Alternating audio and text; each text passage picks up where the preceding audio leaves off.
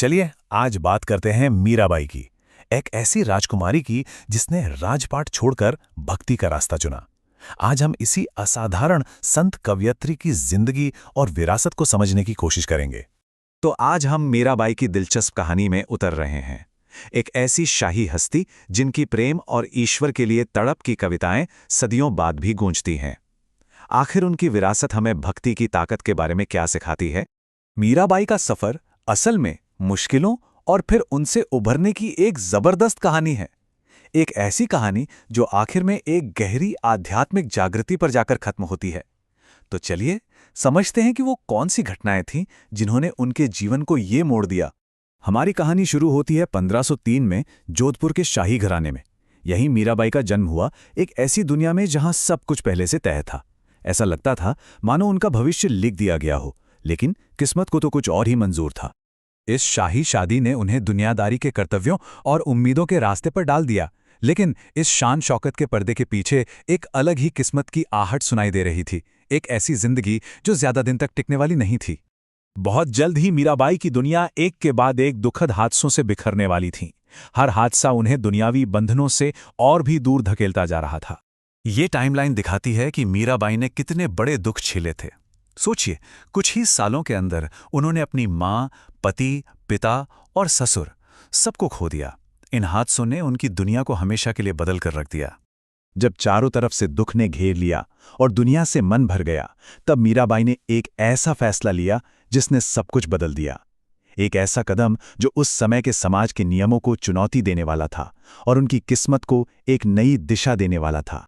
मतलब उन्होंने अपना राजपाट, अपनी शाही पहचान, सब कुछ त्याग दिया, सिर्फ और सिर्फ आध्यात्मिक भक्ति के रास्ते पे चलने के लिए। ये एक ऐसा त्याग था जिसने आने वाली कई पीढ़ियों को प्रेरणा दी। उनकी भक्ति का तरीका दैन्य और माधुर्य भाव कहलाता था। ये विनम्रता और मिठास का एक बहुत ही गहरा निजी रिश्ता था। ये किसी रस्म या रिवाज से कहीं बढ़कर ईश्वर के साथ एक प्यार भरा सीधा संवाद था। उनकी कविता ही उनकी भक्ति का जरिया बन गई और इसकी भाषा उनकी जिंदगी के सफ़र को दिखाती है, जिसमें अलग अलग संस्कृतियों का असर साफ झलकता है। भाषाओं का ये अनोखा संगम ही था जिसने उनके पदों को पूरे उत्तर भारत में इतना लोकप्रिय बना दिया। हर कोई उन्हें आसानी से समझ पाता था और महसूस कर पाता था, जिससे उनका संदेश दूर दूर तक फैल गया। उनके जो पद आज हमारे पास हैं, वो सिर्फ साहित्य नहीं है, वो तो सीधे सीधे उनके प्यारे कृष्ण के साथ उनकी बातचीत है, प्यार, तड़प और बिना शर्त समर्पण से भरी हुई। तो चलिए उनकी पहली कविता को देखते हैं, जो अपने दुखों से छुटकारा पाने के लिए एक जबरदस्त गुहार है। एक ऐसी पुकार जो आज भी उतनी ही असरदार लगती है। वो शुरुआत करती हैं कृष्ण को उनकी शक्ति और अपने भक्तों की रक्षा करने के उनके कर्तव्य की याद दिलाकर। और देखिए उनकी काव्य रणनीति कितनी शानदार है। वो भगवान को उनके पिछले महान कामों की याद दिलाती हैं, जैसे द्रौपदी की लाज बचाना और गजराज को बचाना, ताकि वो अब उनके लिए भी कुछ करें। ये मनाने की एक बेजोड़ कला है। अब दूसरी कविता में उनका अंदाज एकदम बदल जाता है। मदद की गुहार की जगह अब हमेशा के लिए सेवा करने का एक खुशी भरा प्रस्ताव है।